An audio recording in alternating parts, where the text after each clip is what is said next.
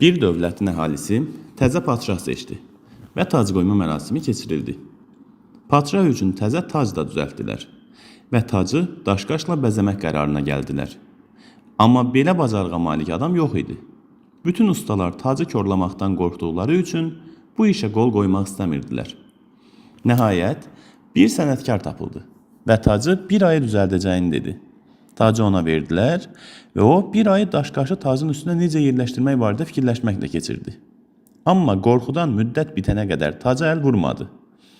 Vaxtın tamam olmağına 2 gün qalmış, işə başladı.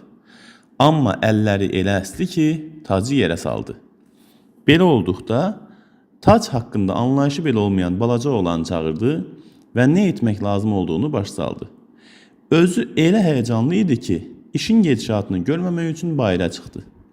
Uşaqsa işi tez gördü və daşları taca çox yaxşı yapışdırdı. Padşah da bu tacı çox bəyəndi.